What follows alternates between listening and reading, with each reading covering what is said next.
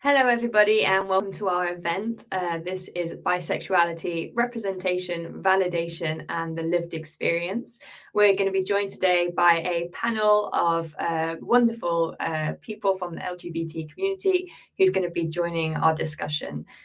First up, I'd like to invite Peach to give a little bit of introduction about who she is.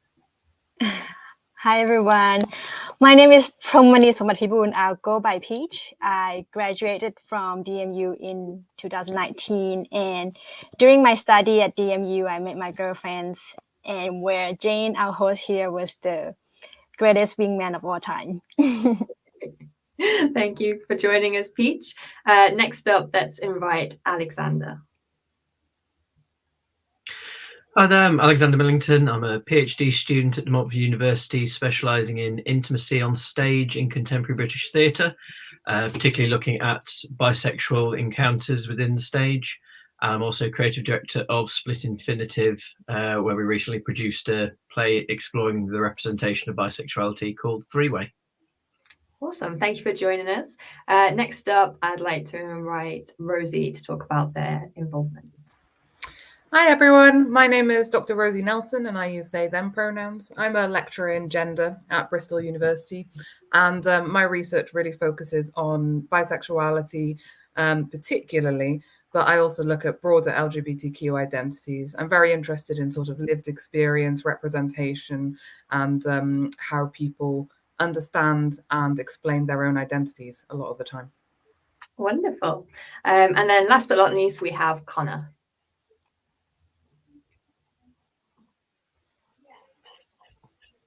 Oh, we can't hear you, Connor.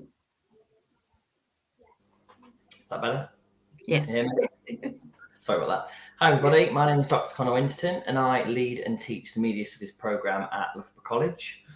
I'm currently working on a book titled Queer Sex in Cinema, and my research interests broadly centre on representations of gender and sexuality in the media, particularly film and TV. Wonderful. Thank you for joining us. So today's event is looking at bisexuality. We're going to be discussing how people conceptualize bisexual identities. So some of the things that we want to be thinking about behind that is, how do individuals make distinctions between their sexual and romantic orientation? How does gender play a role in sexuality once it's removed from normative conceptualization, or is attraction rooted in something else? Is an identity static or has it evolved over time? And is sexual orientation informed by physical attraction, gender expression, power dynamics, or notions of love, perhaps? And do people identify as strictly bisexual, or do they simply fall under the bisexual umbrella? There is so much to this area of discussion, which is why we thought it was important to host an event today. For people who might not know what falls under the bisexual umbrella, that includes things like biromantic, pansexual, polysexual, fluid, queer, omnisexual, flexible, and bicurious. So, for example, I identify as queer for all my LGBT friends, but I use the term bisexual around heteronormative environments because it's easier to summarize the general gist of how I identify. So one of the things that we prompted us to host this event is the idea of bi erasure. So this is when people either take our experience and summarize it down to something much smaller, where misconceptions start coming out, where things like people calling bisexuals greedy or telling them they need to choose a side. There's a lot of microaggressions and macroaggressions coming both from within the community and outside of the LGBT community. And we thought it was important to discuss some of those from people that are both studying it and living it, so that we can understand what is really going on, what is actually happening for people who are experiencing a bisexual identity. So, to open us up for the day, I have a quick question for everybody, which is, what are some of the biggest misconceptions or examples of bi-erasure that you've either witnessed or experienced? And that's open for anyone to join. I'm happy to kick off on that one. The one that has always irked me is when I, just speaking to random people or in a pub in the before times or, anything like that. And I talk about my research and I say I'm a researcher, bisexuality is my focus. Very often the immediate quick response is, oh, go on then, does it exist? And that's the question that always is the most consistent question I get in response to my research, which I think goes to show everything that you've already been introducing around erasure and sort of recognition and respect for the identity. So that's my evergreen one.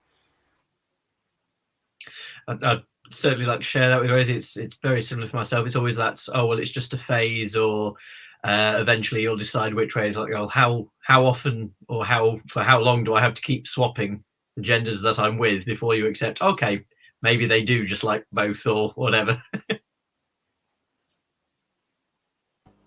It's interesting, Jane, that you'd mentioned people in the LGBT communities kind of perhaps judging bisexual people, and that's something I've experienced quite a lot actually.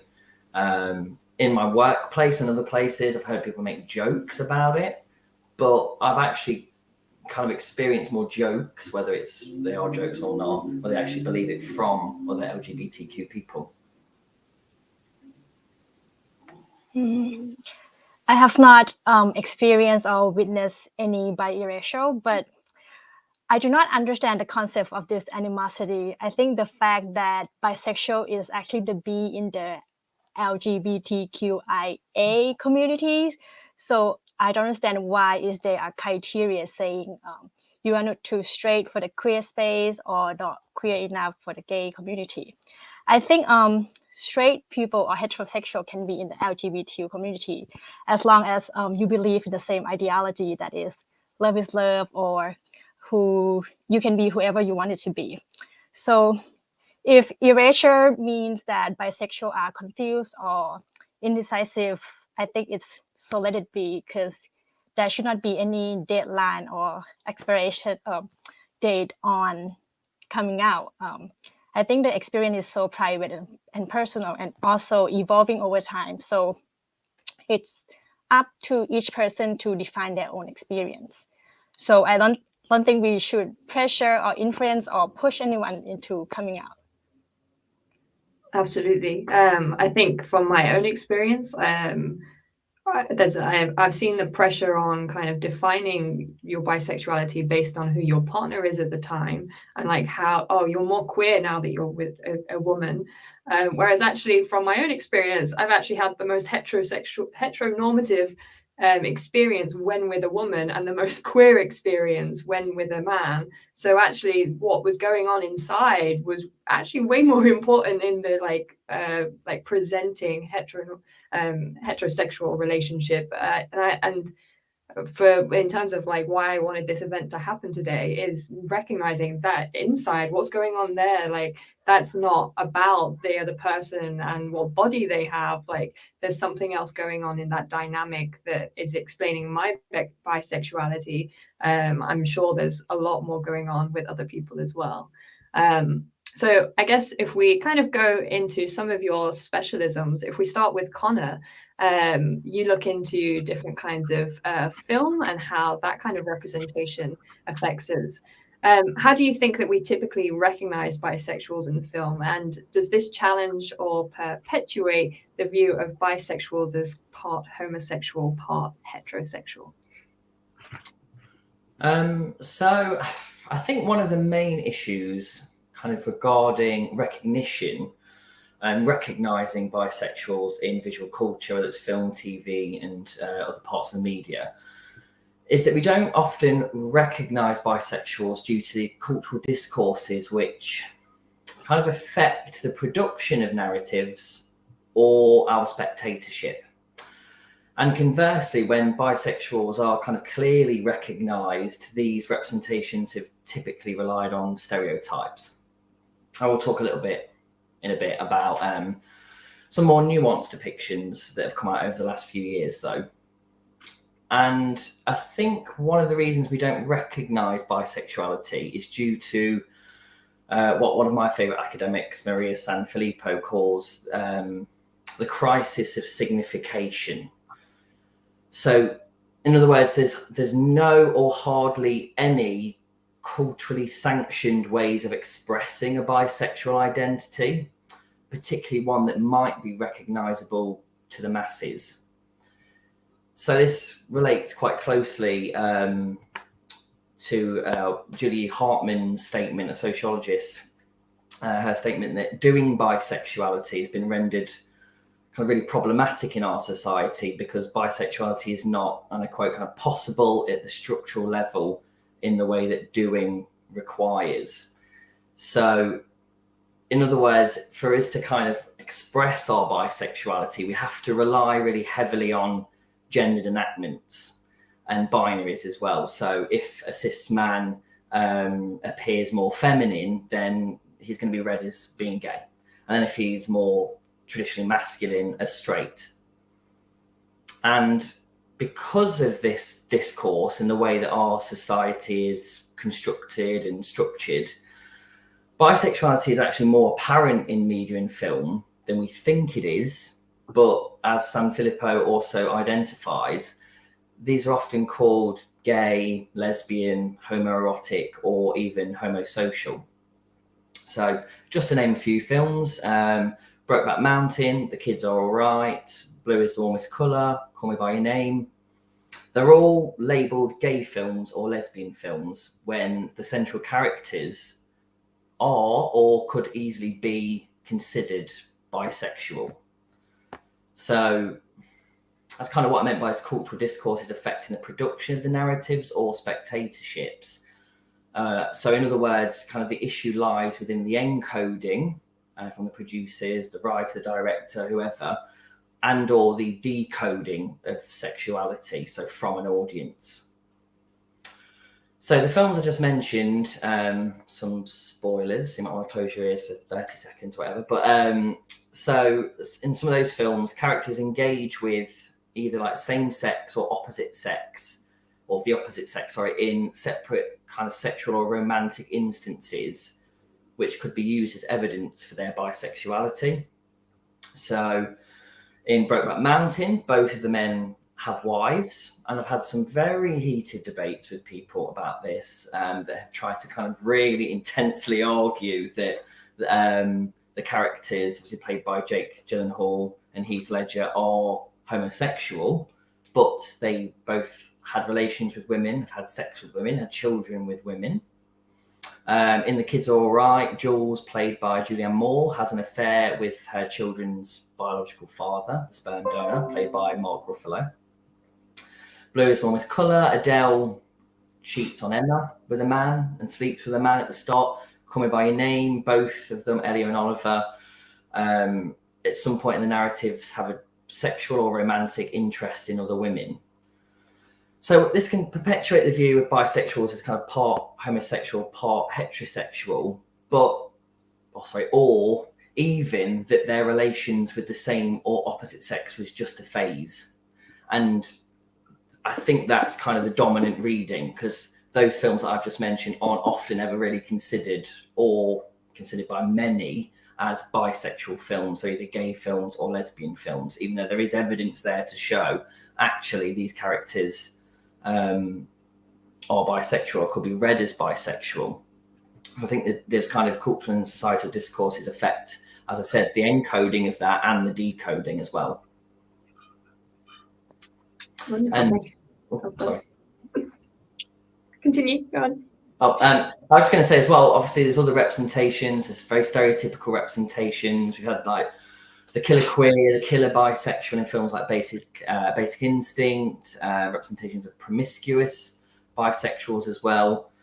But in the last few years, there have been some more nuanced depictions as well in films like Appropriate Behaviour and Shiver Baby as well. But they often tend to focus on female bisexuality. So Filippo states that TV and film industries often tend to favour bromance relationships rather than budding sexual relations between two bi men. So GLAD, for instance, who does a report on representations of LGBTQ plus characters in TV, they've identified over the last few years that there are significantly more female bisexual characters than men. So in the 2018 TV season, for example, there were 17 kind of regular bisexual male characters, but there were 75 female bisexual characters. I mentioned Julie E. Harmon before, and they noted in the same piece, same article, that it's often seen that female bisexuals might be able to do or perform bisexuality easier than men, but it's still very difficult. And this is then kind of reiterated on screen, as I just mentioned, where we get a kind of higher number of narratives that explicitly focus on female bisexuality. Thank you for that. I think there's some really interesting stuff in there. I think, like you were saying about the kind of dressing to either be one or the other, queer or straight. I think when you see those things on screen as well, it starts affecting the way that you live your own life. Like I've noticed recently, I ended a relationship that was nearly 5 years long with a woman, and when I started dating men again, I could see myself going, do I need to dress more femininely now? like how do I move into this dynamic again? Like how do I take like that person and just be the same person in different relationships? So it's interesting that how much those things on screen can start affecting us in real life. And I can see here some really thank you for the audience for adding your comments. A lot of people sort of expressing the same kind of thing, where if they're not being very stereotypical in the way that they present themselves, they're not seen as being truly bi, or if they're seen in a visually straight relationship, how that's affecting them. I wondered, do you have any kind of ideas of how we might change that dialogue? What kind of visual cues we might bring in? Or is it more of a societal thing that needs to change? Yeah, it's difficult. So at the moment, I'm I have a chapter on bisexuality in my book, Queer Sex in Cinema. And I'm kind of thinking through even more broadly about the ways in which bisexuality can be kind of patently or explicitly signified on screen. So, and I think developing a kind of cinematic language to explicitly signify bisexuality is extremely difficult because of these hegemonic discourses, like I've just talked about, really, and other things like heteronormativity, monosexuality, which can affect the encoding and decoding of sexuality in visual works. So it's something I'm figuring out. I mean, one way it can be achieved, and it sounds quite simple, but is through dialogue and verbal declarations. So stereotypes, which have often been used in the past when bisexuals are made recognisable on screen, they are accompanied obviously with a host of negative connotations, but can be seen as quite economical when employed in a narrative, as they kind of dispense with this need, as Richard Dyer has written, to go out of its way. If you use stereotypes as something easily recognisable, then the narrative doesn't have to go out of its way to establish sexuality. But I would argue that texts don't really need to go out of their way to, but instead can kind of organically embed dialogue and identity establishment, which you see in films like Appropriate Behaviour, I would argue, and Shiver Baby as well. I think sexual acts can be useful as well. That's obviously more the angle I'm taking in the book at the moment. So sexual acts can be useful in kind of overtly signalling bisexuality, maybe simultaneous sexual acts as well, like threesomes, which might, at least for one character, show their bisexuality in action, if you like, if they're interacting with both sexes at once. But I think this also kind of has a lot of issues as well, particularly when we consider who the film might be made for, how the acts are framed as well. So, for example, are they represented in a way that might titillate heterosexual males? So that's something I'm kind of working through at the moment in my own academic work. Brilliant, thank you. So maybe if we bring Alex into the conversation now, I know you're doing similar kind of work in theatre. What are the observations that you've made about theatrical representation of bisexuality? So a lot very similar to Connor there, that it's primarily female based when it occurs, and that I mean, just from that point, from some of the research I've done in terms of audience response, the sort of not fully proven but sort of semi discussed is that females are more prone or more comfortable rather to watch both male on male, female on female, and heterosexual interaction, whereas male audiences will only watch male on female or female on female interaction. So straight away, from a production perspective, in both theatre and I presume it might be similar for film and TV, you then don't want to lose a big chunk of your audience by saying, oh great, well men aren't going to watch this. And also, as Connor was saying about the films and things being described simply as, oh well, it's a gay film because there's a gay scene in it. Lots of plays, I think, do somewhat similar things, because obviously the narrative will focus usually on that activity. That's the thing that will drive the action forward. Therefore, the audience won't see every relationship they've had before, every relationship they've had after. So that's why it usually comes across as, oh well, this is just a phase, or they've suddenly realized they're now the other, or something like that. So the audience will just think, okay, well, they've always been in a heterosexual relationship, now they're suddenly realize they're gay, or now they're just experimenting because at the end of the story they're back with their original partner.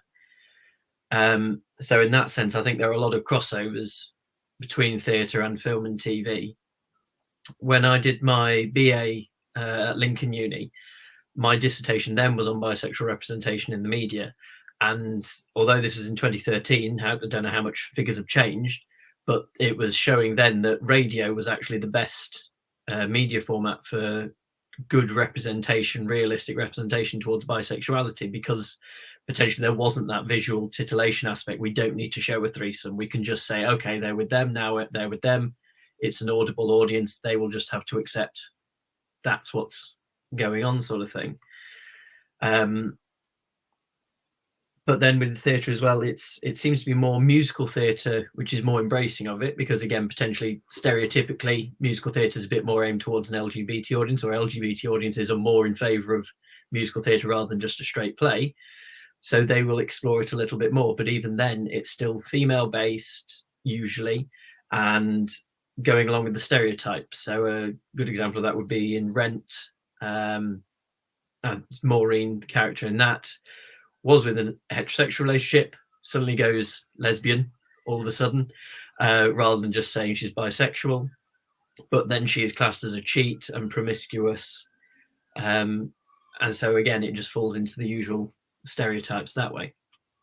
From my from my research with my PhD, I've done a taxonomy of over 100 plays, primarily from 2013 onwards, all of which have scenes of intimacy and sexual behaviour within them. And of those 100 and so, I think I found 4 which feature bisexuality. And primarily all of them female. There's Laura Wade's Tipping the Velvet, Vicky Jones's Touch, and Ella Hickson's The Writer. But again, depending on how you read them, it could just be a straight person having a bit of fun, or a lesbian who's suddenly doing something to get out of trouble, varying on their storylines.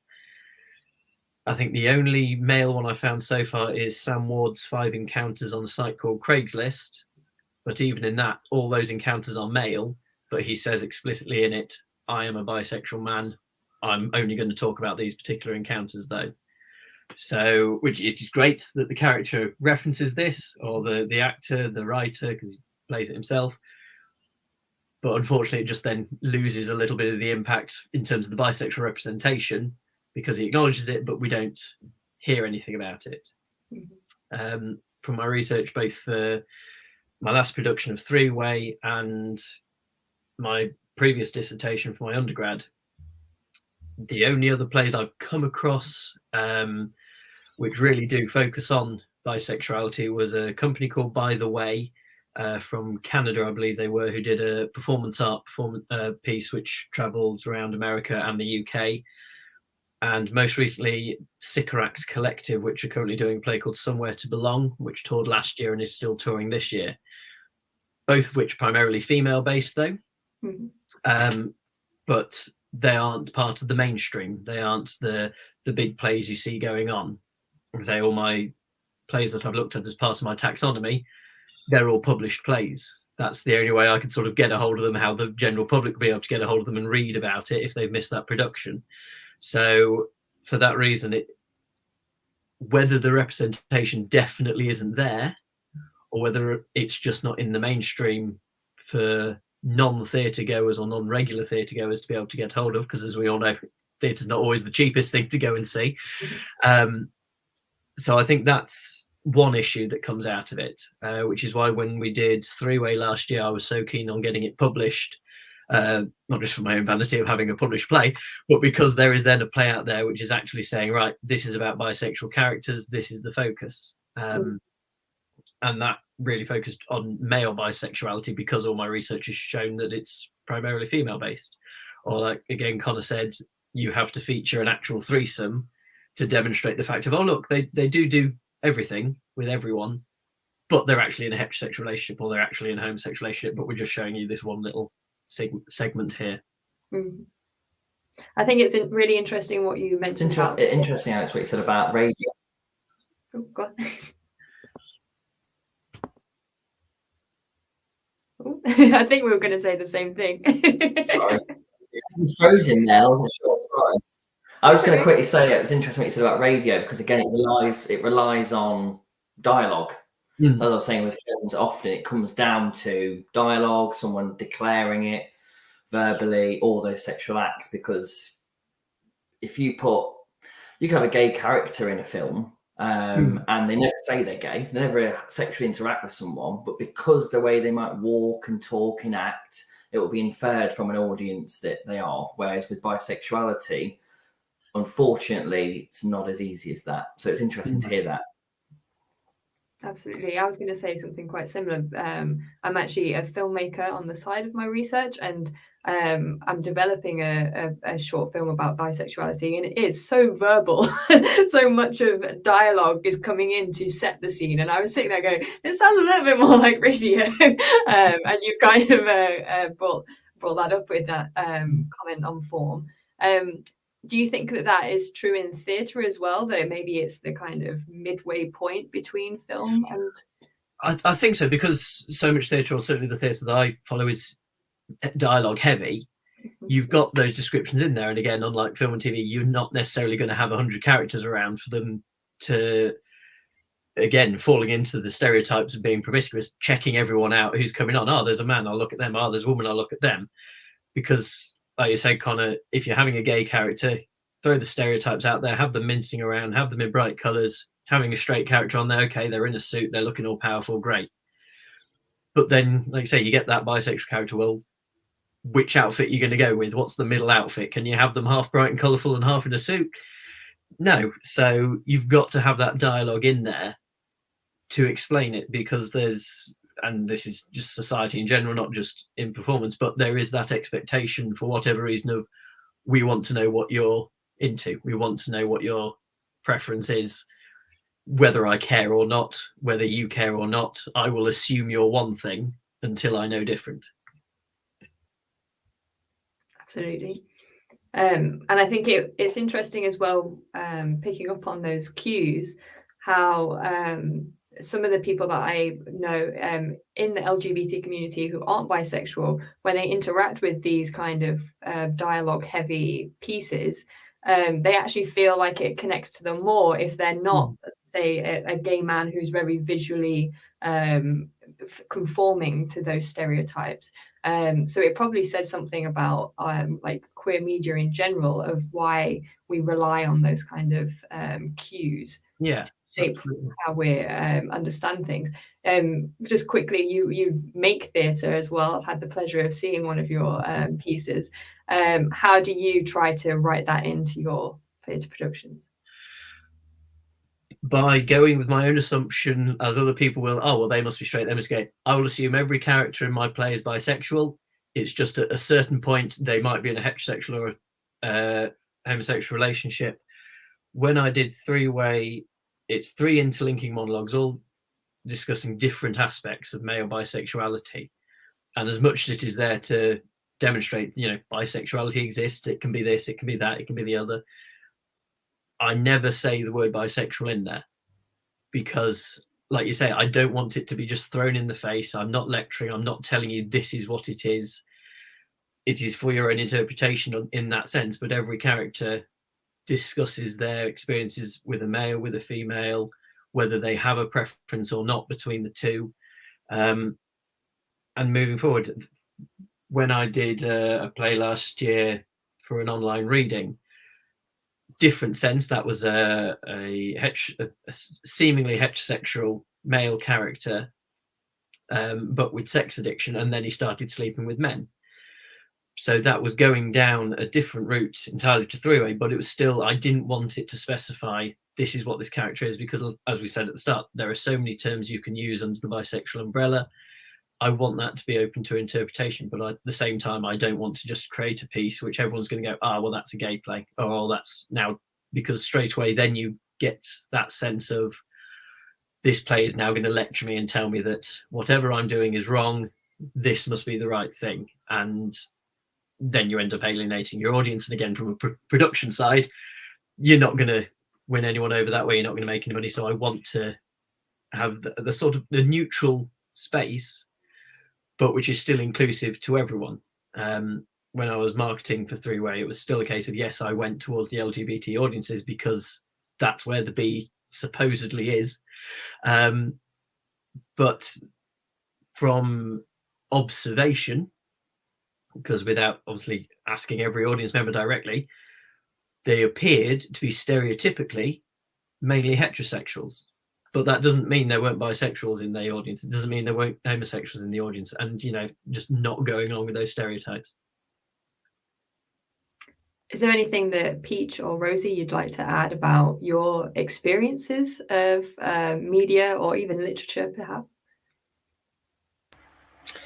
Yeah, I mean, I think it's an interesting conversation so far, because I'm writing on some of this for a book that I'm working on right now, and I think that there's sort of three distinct issues related to representation and bisexuality, which I think are, somewhat encapsulated by some of the comments that we've had from the audience so far. Which is the first issue is that if there's no representation, then you don't know that you exist. If you're not written into something, if you're not named, if you're not presented as a viable option, then you do not exist.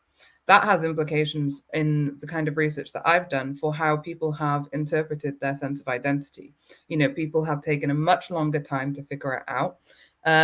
They have struggled because it's sort of the narrative is you're straight or you're gay, and that's kind of how it's positioned. And people have had, very uncertain periods that have lasted for a long time. And for some people I spoke to was still ongoing about whether or not they could be possible, whether their life was a possibility because it wasn't represented. So that's the first key issue, is just in terms of the sense of self. The second thing that I see coming in is the poor representation that does exist at the moment. We've sort of spoken about it so far as being patchy, uneven, or often like co-opted into it's either gay or it's straight. All of this kind of stuff results in a audience who may be unfamiliar with bisexuality. So, your cis heterosexual people in the world, perhaps, or lesbian and gay people, perhaps, if they haven't met bisexual people, they don't know what bisexuality means, and they don't see representation of it. And when they do, it's poor. So you're going to develop some kind of stigma and stereotypes about what bisexuality means, which I think a lot of the audience members are commenting on and referring to.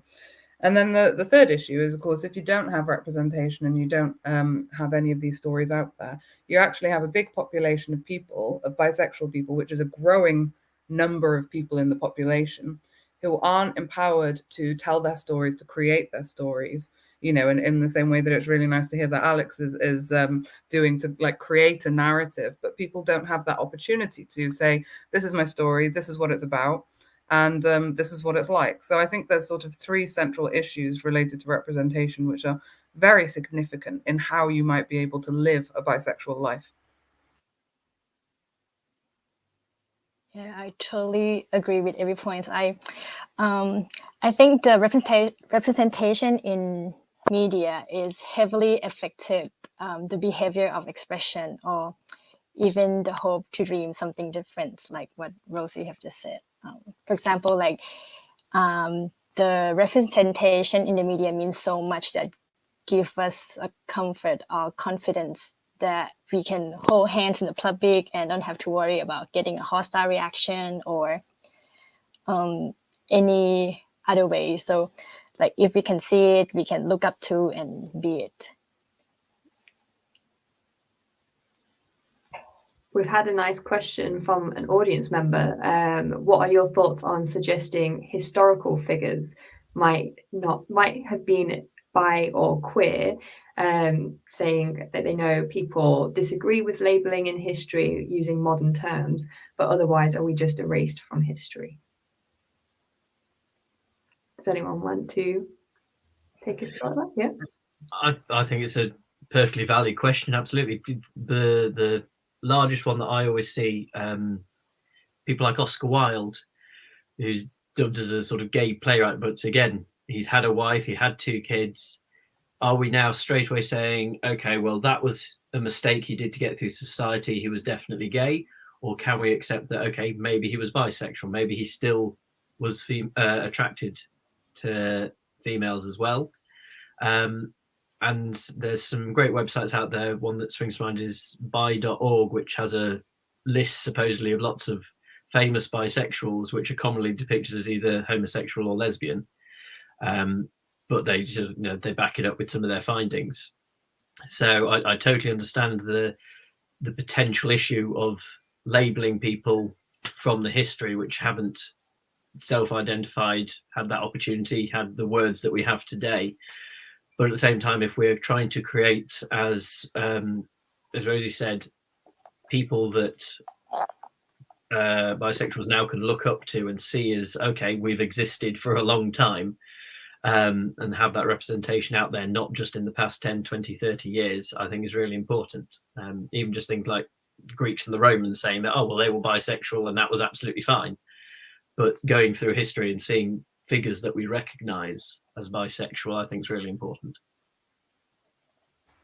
I think it's important to ask what it is that we're doing when we put those terms on, because in the same way that you'd say, how are we labeling celebrities today, everybody's kind of concept of who they are can be different to how they present.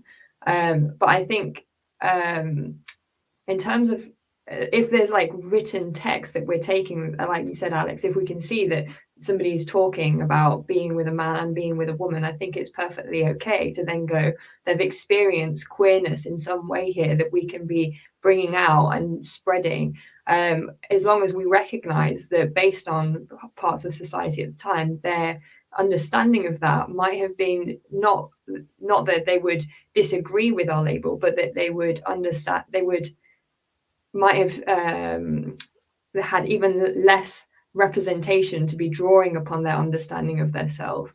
And so trying to understand how we then read history in a way that's authentic to all those kind of different things. As part of DMU Pride, we had Is He Musical, a theatre production Curve was on. And one of the things that the director was saying, one of the writer and composer was saying there, is they presented a non-binary character from history, and people were going, well, you're putting in they pronouns and these things that didn't exist at the time, whereas actually he was able to turn around and go, look at all this historical text where these things were existing, they were just in smaller communities and weren't as loud, and was able to go, this is the extent to which these things were, but also then drawing in historical language like is he musical was a term that people use to ask, is he queer, is he gay, is he and so bringing in kind of the modern and the historical in a way that better represents the whole, I think is a nice way of being able to do that. Yeah, I agree with you, Jane. I think it needs to be somewhat more nuanced than applying an identity label. because I'm of the school of thought, and I'm going to get a bit abstract, so I do apologize, but I'm of the school of thought that like all of our sexual identities as we currently understand them and sort of organize our lives by are completely socially constructed, in the sense that they are real, we live them, you know, that is real to us because we live in a society, if you like. But as perhaps many of us in this panel or in the audience might know, our attractions and romantic interests are flexible and fluid and perhaps have changed and cycled through different periods. So it's not sort of a stable identity, but we use a very stable word to describe what it is, you know, and bisexual suggests 50-50, two options, you know, in terms of its term. So I'm of the school of thought that it isn't actually very helpful to claim people from history through an identity label, but it is very helpful to highlight that there was a much more messy complexity to the way in which people experience their sexuality and experience their sexual possibilities as well, because we know there's been some very big times of homophobia and, you know, religious persecution and so on and so forth. So that's sort of my take on that. Perfect, thank you. I can see we have another question, but just so that we can bring in Peach and Rosie a bit more about the conceptualization of bisexuality. The question is about media and books that we could recommend. There is a link on the DMU Pride website which will cover some of that. I will ask one of my backstage people to post that into the chat, just so that we can have a bit of a chat with Peach and Rosie moving forward. So Rosie, one of the things that you discuss in your work is how the notion of half gay, half straight is strongly connotated to cis normativity and the gender binary. Could you talk us through this a bit and how your research findings challenge this? Yeah, absolutely. So the idea of there being a gender binary is quite a quite a central concept in a lot of gender literature. So the idea is that men and women, cis men and cis women, are oppositional to one another and they're complementary to one another. So therefore, you know, they should be heterosexual because they're opposite, they go together. So this is sort of how a lot of gender theorists and a lot of sexuality theorists have thought about gender and how it fits into social structures. And I think that in bisexuality and bisexual experiences, this is sort of impacted strangely by this gender binary. And this is part of why representation and the experience of being bisexual is so challenged, I think. Because when you are seen as being with someone of the same gender or someone with someone of the different gender, then you're sort of half gay or half straight. And this is going into something more deeply rooted, which I argue is a very big sort of stereotype or structure that's impacting our experiences, which is the idea of monosexism. I'm sorry to bring in sociology terms, but I think it's really helpful to explain. So monosexism is the idea that it's more valid, it's more normal, or it's more appropriate in some way to be attracted to only one gender.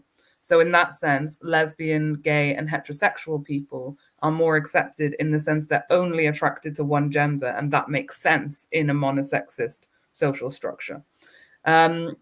For bisexual people who might have multiple gender attraction, you know, it varies, it's different, it may be fluid, all of this type of thing, then that's impossible in a monosexist structure. And so you will be half gay or half straight, depending on your partner, depending on where you are, depending on what you're wearing, depending on what you're talking about. You know, are you engaged in queer culture? Are you engaged in straight culture? You know, all of these different things will mean that you're constantly being divided because there's no recognition of people as a whole person with a complex sexuality that doesn't fit that sort of linear way that we think of only attracted to men, only attracted to women, you know, and what that could mean.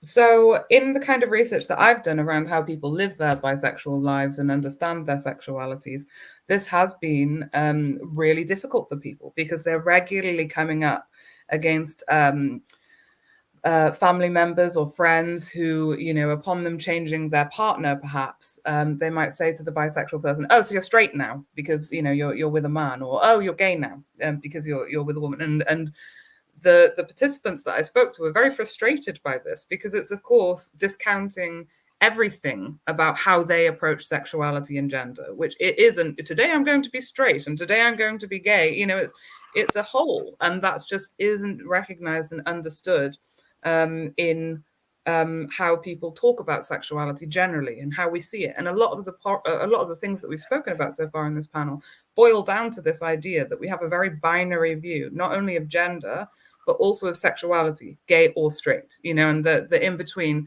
is seen as a point in the middle where you'll tend towards one or the other, as opposed to perhaps even encapsulating the whole, you know, and thinking about things completely differently as a separate whole person, as opposed to being a little bit of this and a little bit of that. Absolutely. And I think one of the things that I love about your research is I feel validated when I hear those things, because if I look at my own examples of attraction, I kind of think, if I look at the polar of men and women as like how people see things, I actually have a really small pool of people that I'm attracted to, and it's somewhere in the middle here. And it's not just a 50-50 split of like masculinity or femininity. It's kind of like a weird mix of things that mix with my weird mix of things and just sit right. And trying to explain that to people becomes really complicated. And like you say, then you start overthinking.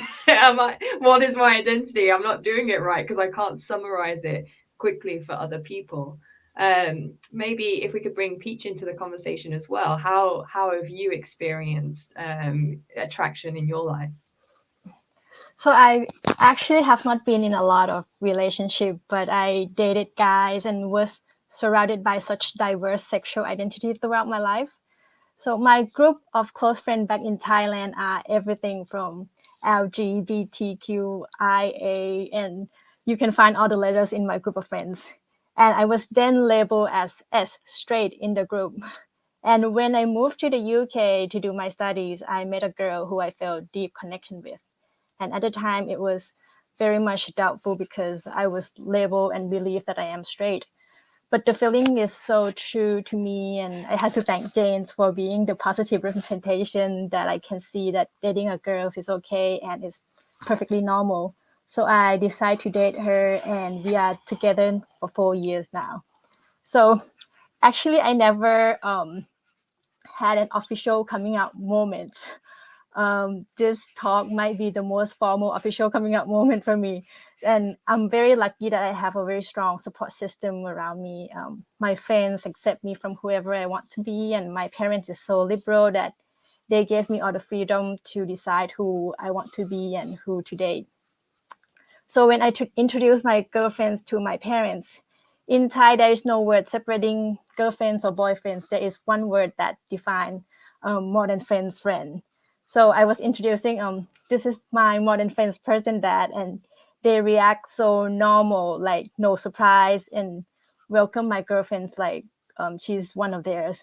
So that is my coming out moment. And I think the anticipation and expectation can be scarier than the reality.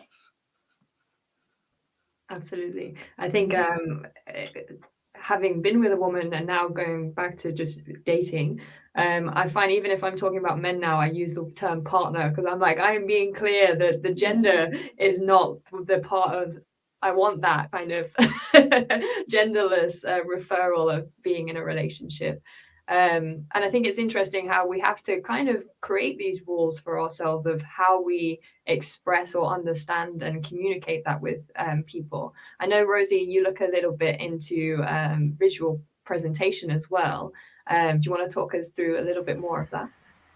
Yeah, absolutely. So this was something in the research that I did with the bisexual participants that I mentioned, who I should also say used many more labels than bisexual, and it was much more complicated than I'm presenting here. But then part of the research asked people about their relationship to their identity. So first off, then I was sort of like, do you want to be seen and known as bisexual or pansexual or queer, as the person may be?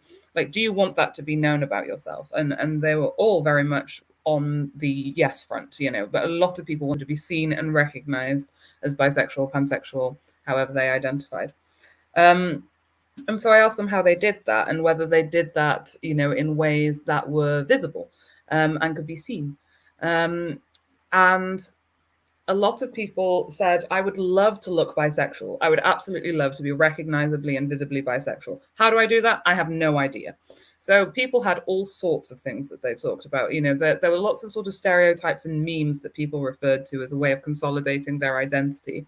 So, things like cuffed jeans, the bisexual bob, the bisexual glasses, lots of pin badges that were sort of saying, I'm bisexual. People referred to a lot of different things, which in itself was indicative that there's no way to look bisexual.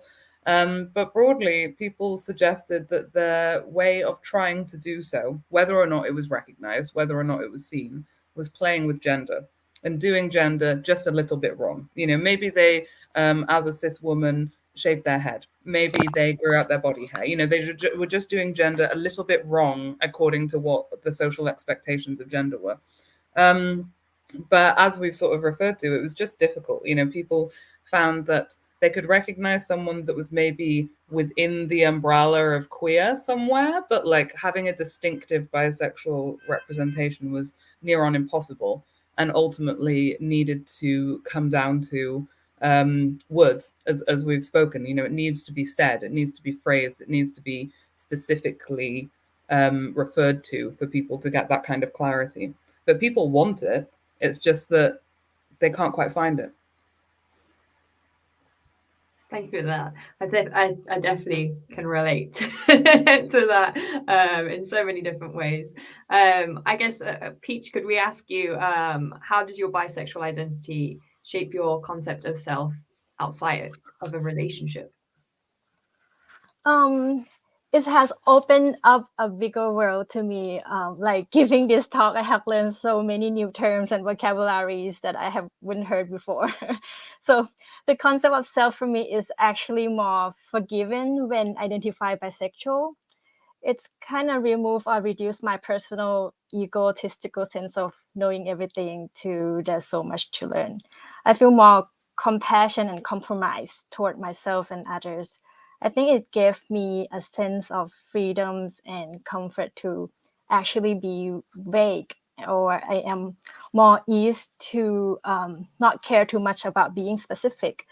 But this is my personal definition and experience and identity. I think you can be as specific as you want, and there should be nothing wrong with that.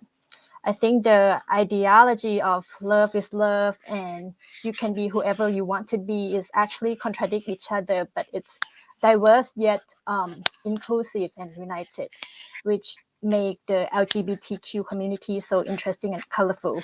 So bisexual identity has educated me in so many ways, and mainly having more compassion toward myself and to others, just reminding me that everyone is fighting a battle that I know nothing about. So just simply try to be kind. Yeah.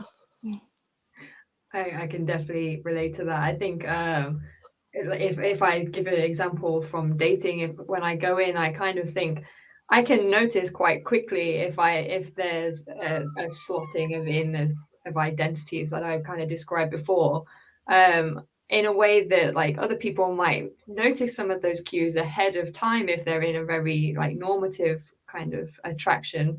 And so there's that kind of negotiating of rejecting somebody without saying there's anything wrong with them, but just saying this isn't what I'm looking for.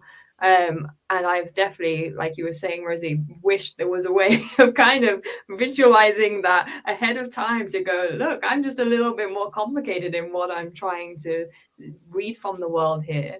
And I think recognizing that about yourself can be a great way of going, you know what, let's not go into any situation in completely, even outside of the LGBT community. People have stuff going on in their minds that is a completely different world to mine.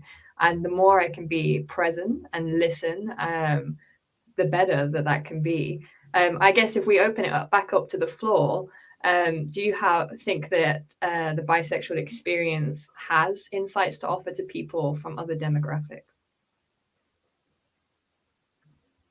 I think absolutely. Just the fact that we're saying it's coming down to personality or mentality, emotion, and things like that, rather than just saying it's 100%, it's a physical thing, that's all it's going to be. Just saying, I like people, rather than a specific gender, I think is something that some people in everyday life still just need to understand, that all people are different, all people like different things. Just because you agree on one thing doesn't mean you agree on everything else. And one issue, again, just in general nowadays, is if you don't agree with someone on something, they're straight away an enemy. You can't just be friends with one or two differences. No, I don't agree with your politics, we cannot be friends, full stop. Rather than just having a comfortable debate every now and then, and just ignoring the bits that you don't get on with, or like I say, just having a debate.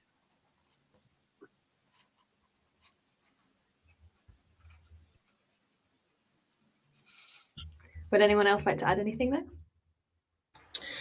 Yeah, I mean, in terms of what bisexuality can offer, as a way of understanding or a place of understanding, I do think that in my field, in sexuality and gender studies, as I referred to, then there's a view that there's a gender binary, and there's a view that there's an either or when it comes to sexual and romantic attraction.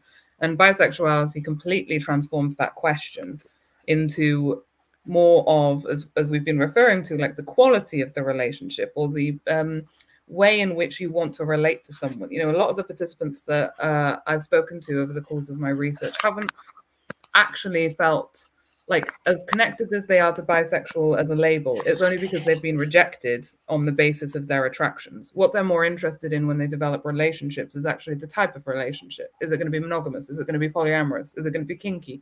Is it going to be vanilla? These are the questions that actually matter when it comes to sort of making your relationship with someone or people. So I think that there's a lot to be learned in terms of perhaps emancipating ourselves from the gender binary slightly. I'm not saying that bisexuality is some kind of transformative ideal that could change the world if we were all bisexual. I don't believe that. I think that, there's a lot of reinforcement of certain things from a bisexual place. But I do think it opens the door to some different ideas that we can think about in terms of how we rigidly understand sex and gender as they are. So we've got just under 3 minutes left. Unfortunately, I think that means we're not going to have time to answer a question from the audience about academia. But just to draw our event to a close, is there anything, if you could ask our audience to take one thing away from this event, what would you hope that they could take away with them?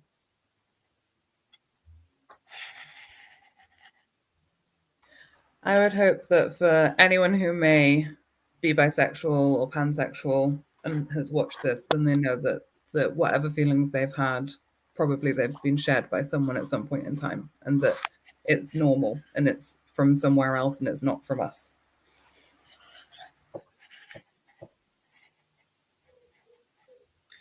Just to reinforce what Rosie said there, you're not the only ones out there. We all have lived experiences. We all do different things, we have different lives, but at the same time we all share those things. We all think we're the only one having that issue, or only one having that trouble at that time, but I hate to say it, we're not unique as we think we are sometimes. There are plenty of people going through the exact same thing, and if that's just one person in here that realizes, oh, hang on, it is a thing, there are more people out there, then that's brilliant. Yeah, so totally agree. Just be hopeful and follow your instinct and just let it take you from there, and just appreciate life.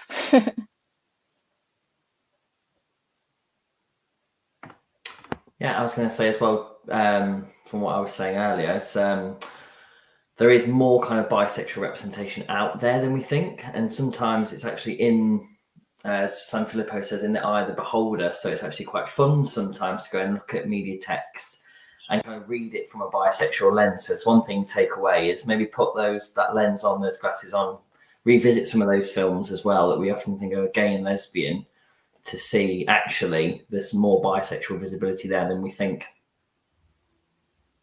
Perfect. Thank you, everybody.